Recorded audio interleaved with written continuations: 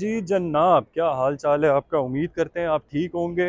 नई गेमों के साथ नई वीडियो और नई वीडियो के साथ नई मुलाकात। तो जनाब, आज इस्तांबुल की गेमें कंटिन्यू करते हुए हम जा रहे हैं इस्तकलाल स्ट्रीट से गलाटा टावर की तरफ। वहाँ पर कुछ हम लोगों ने दिन के शॉट्स लेने हैं, क्योंकि रात के शॉट्स तो हमारे कल कंप्लीट हो गए थे। तो दिन के कुछ शॉट्स लेने हैं, कुछ ड्रोन शॉट्स लेने हैं। उसके बाद वहाँ से हम आगे जाएंगे अपनी अगली गेमों पे। और एक और टर्की की ट्रेडिशनल आइसक्रीम वाला की एक गेम होती है, वो भी हम वहाँ जाके करेंगे। हम भी आज की गेम में एक्सप्लोर करते हैं, कुछ नई जगह भी एक्सप्लोर करते हैं, आपको भी साथ लेके चलते हैं, मिलकर एक्सप्लोर करते हैं। तो चलें। मौसम की अगर आज बात करें तो मौसम बड़ा ही ज़बरदस्त है। धूप आज थोड़ी सी ज़्यादा तेज़ है कंपैरेटिवली कल परसों की निस्बत, कल के बराबर की है। बट ये कि ट्रैवलिंग के लिए जो है ये आइडियल मौसम होता है, ना बहुत ज़्यादा गर्मी ना बहुत ज़्यादा सख्त धूप, बीच का मौसम, ठंडी हवा, माइल्ड ब्रीज जिसको कहते हैं। तो मौसम भी बेहतरीन है। उम्मीद करते हैं आज की गेमें जो हैं वो अच्छी होंगी और आज की गेमें हम सही तरीके से कर सकेंगे। कल कुछ चीज़ें हमारी मिस हो गई थी शूट की वजह से, वो हम आज कवर करेंगे। शॉपिंग वगैरह करेंगे, आपको भी साथ में दिखाएंगे जो गेमें हम करेंगे। थोड़ी सी मौसम की अपडेट थी। तो गलाटा टावर के शॉट्स की गेमें कंप्लीट हो गई हैं। ये जो स्ट्रीट है यहाँ से बेसिकली गलाटा का एक बहुत ही ज़बरदस्त व्यू आता है। ये आप जैसे देख रहे हैं, ये मेरे बैक पे गलाटा और ये हैं पत्ते। तो पत्ते और गलाटा और साथ में शूट्स की गेमें, यहाँ पर हमारी शॉर्ट्स की गेमें हो गई हैं कंप्लीट। अब हम यहाँ पर ही एक आइसक्रीम स्पॉट है, इनके साथ थोड़ी सी ट्रेडिशनल आइसक्रीम वाली गेमें करेंगे। उसके बाद फिर हम फर्दर आगे जाएंगे अपनी नेक्स्ट गेम में।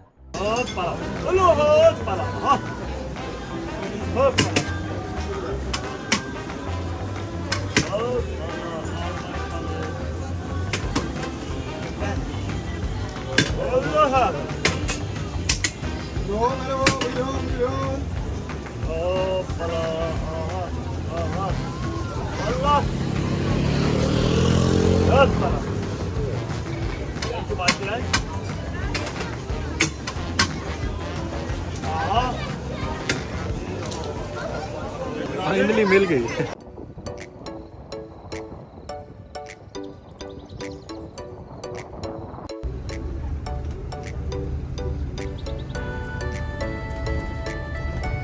हमारी अगली गेम में जो इस्तांबुल की थी वो थी बलद। बलद के बारे में आप लोगों ने बहुत कुछ सुना हुआ होगा, एक बहुत हाइप क्रिएट हुई है। बॉलीवुड का एक गाना भी है जो इस जगह के ऊपर शूट हुआ है। बलद की स्टोरी क्या है? बलद जो बेसिकली, ये मेरी बैक साइड के ऊपर जो आप देख रहे हैं, ये बलद एंटीक कैफ़े है। ये 1454 से यहाँ पे है। इसकी जो एक इम्पॉर्टेंट सिग्निफिकेंस है, एक Romanian writer, philosopher, musician Dimitrie की ये बिल्डिंग थी। ये यूरोपीय यूनियन के फंड्स सैंक्शन होने के बाद ये जो जगह ये रिस्टोर हुई है। यहाँ पर जो है अंदर की साइड के ऊपर आपको एक काफ़े मिलेगा, ये उसकी एंट्रेंस है। ये यहाँ से आप एंट्रेंस है, ये छोटे हट्स बने हुए कलरफुल, यहाँ पर आप बैठ के खाना पीना कर सकते हैं। ये इसकी नेम प्लेट लगी हुई है और इसी के साथ जो है एक कलरफुल स्टेयरकेस है। मेरी बैक साइड के ऊपर मैं भी आपको दिखाता हूँ, ये कलरफुल स्टेयरकेस है। तो यहाँ पर आप फोटोग्राफी वगैरह आके कर सकते हैं। बल्लत में आपको जब आप नीचे से स्टार्ट होंगे तो आपको ऐसी कलरफुल बिल्डिंग सारी नज़र आएंगी, बट जो मेन हाइप है वो इस जगह की है, एंटीक कैफ़े की और इस स्टेयरकेस की।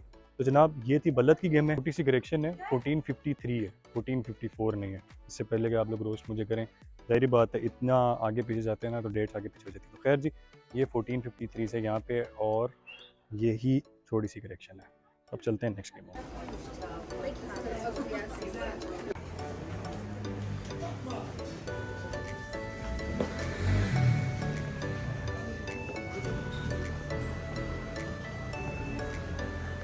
में ना अक्सर शूटिंग्स वगैरह जो हैं वो चलती रहती हैं, कोई ना कोई प्रोजेक्ट्स वगैरह, एडवर्टीजमेंट वगैरह या फिल्म वगैरह या सॉन्ग वगैरह की ना प्रोडक्शन वगैरह चलती रहती है। क्योंकि एक तो ये एरिया बहुत कलरफुल है और दूसरा इसकी जो वाइब है वो मॉडर्न आर्ट और हिस्टोरिक, उसका एक अमलजम है। ये हमारी बैक साइड के ऊपर भी एक जो है प्रोडक्शन चल रही है। हमने कहा जी ये भी आपको गेमें दिखा दें कि प्रोडक्शन की गेमें कैसी होती हैं।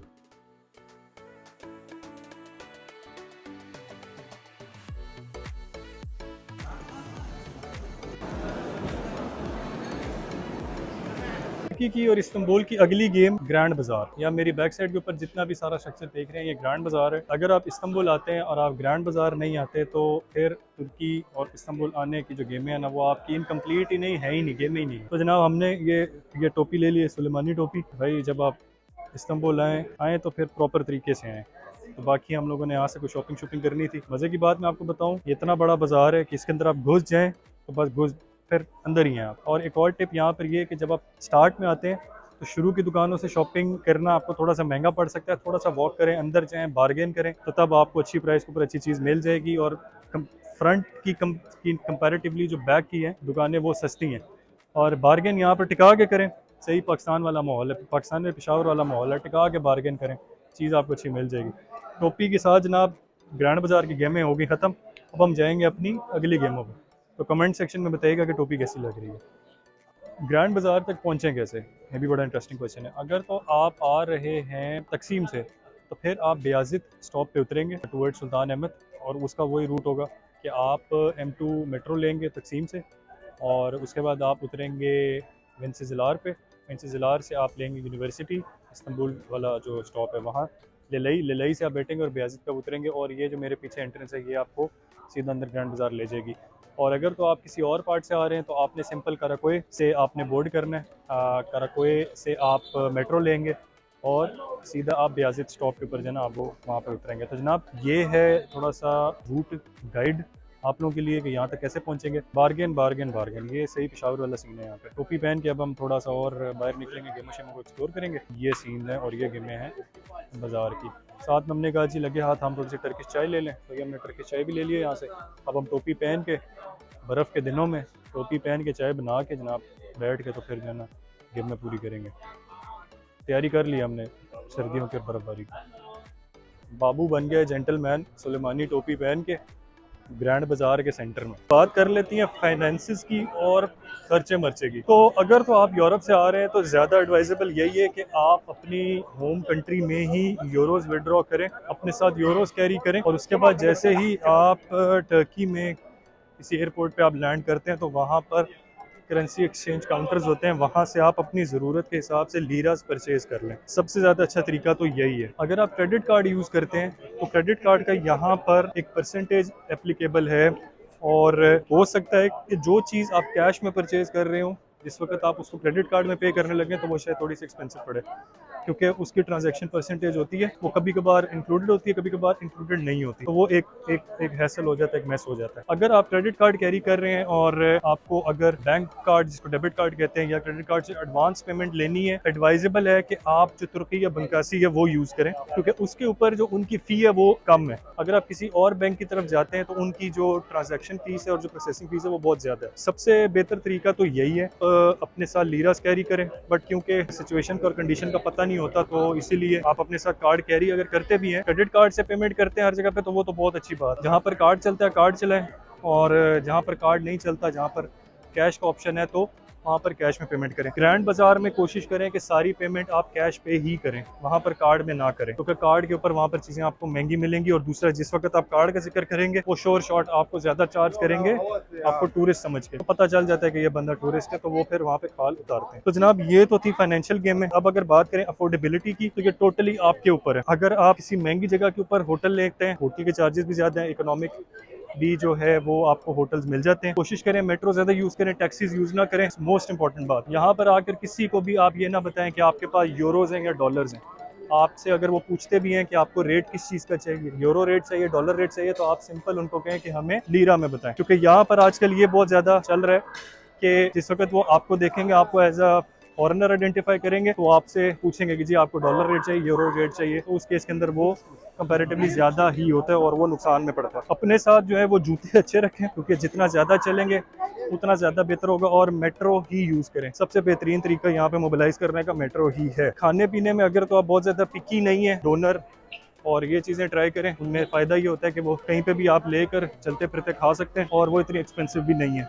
अगर आप रेस्टोरेंट्स की तरफ जाएंगे तो वो डेफिनेटली भी थोड़े से एक्सपेंसिव होंगे, बट कंपैरेटिवली खाना सस्ता है। तो जनाब ये है एक ओवरव्यू फाइनेंशियल खर्चे मर्चे का। At the end of the day ये आपके ऊपर डिपेंड करता है आप कितना बजट में रह के ट्रिप करते हैं, कि आप कितना ओवर बजट हो जाते हैं। बाकी शॉपिंग के पर्सपेक्टिव से ये कि तकसीम में जो ब्रांड्स आपको यूरोप में जिस प्राइस में मिलते हैं, यहाँ पर भी उसी प्राइस में। इस चीज़ में ना आइएगा कि जी यहाँ पर कपड़े सस्ते हैं, हमें तो यहाँ पर कोई कपड़ा सस्ता नज़र नहीं आया। आई होप के मोस्ट ऑफ द जो क्वेश्चन है और कंसेप्शन है वो क्लियर हो गए होंगे। इस्तांबुल की नेक्स्ट गेम है जी बॉस्फोरस क्रूज डिनर, उसके लिए हम जा रहे हैं। बॉस्फोरस क्रूज डिनर जो है वो डेफिनेटली बॉस्फोरस के ऊपर होता है, ये तो बताने की जरूरत नहीं पड़नी थी आपको, लेकिन चले मैंने कहा बता देते हैं। हमें हमारा शॉफर जो है वो पिक करने आ गया। अब हम उसके साथ जाएंगे बॉस्फोरस क्रूज़ पे, वहाँ पे डिनर करेंगे और वहाँ की फिर गेमें खुद भी देखेंगे और आपको भी दिखाएंगे। ये जनाब हमारी क्रूज़ खड़ी है सामने, ये वाली। तो अब हम इसको बोर्ड करेंगे और फिर गेमें करेंगे। तो चलें, क्रूज़ के अंदर हम बैठ गए। या मेरे पीछे सारा माहौल देख सकते हैं। तो ये हमारे साथ बाकी के 4 पैसेंजर्स हैं और यहाँ पर सेंटर में जो है एक स्टेज है, तो वहाँ पे सारे डांसेस वगैरह होंगे और सारा माहौल होगा। तो ये गेम है क्रूज़ की। अभी थोड़ी देर के अंदर सैलड वगैरह सर्व होंगे, फिर मेन कोर्स सर्व होगा, फिर डिज़र्ट सर्व होगा। तो वो भी गेम में आपको साथ साथ दिखाएंगे। अभी तक की तो ये अभी सारे उनको उन्होंने ऑनबोर्ड किया, सारे क्लिप्स वगैरह चेक करके उनको ऑनबोर्ड कर दिया। थोड़ी देर के अंदर जब बाकी की गेमें स्टार्ट होंगी तो फिर खुद भी देखेंगे और आपको भी दिखाएंगे।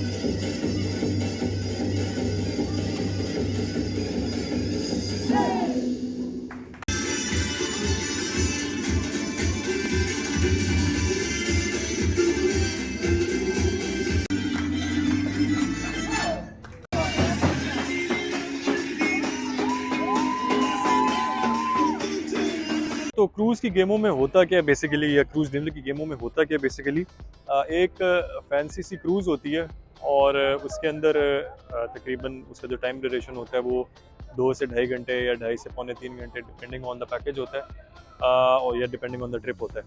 और इसके अंदर खाना, मतलब खाना 3 कोर्स खाना, starter, then main and then dessert. और इसके साथ जो है यहाँ पर टर्की के अंदर इनके कल्चरल डांसेस जो हैं वो प्रेजेंट करते हैं और इसके अलावा बेली डांसेस वगैरह अंदर प्रेजेंट करते हैं। तो जनाब ये सीन होता है क्रूज़ डिनर का। क्रूज़ जो है वो पूरे रिवर का एक ट्रिप लगाती है और फिर आपको वापस जहाँ से आपने डॉक उसको किया होता है वहाँ पर आके आपको छोड़ देती है। तो इसी के साथ जनाब क्रूज़ डिनर के साथ ही आज की गेमें हुई एंड। मुझे दुआ में याद रखिएगा। आपके साथ मुलाकात होगी नई वीडियो में नई गेमों के साथ। तब तक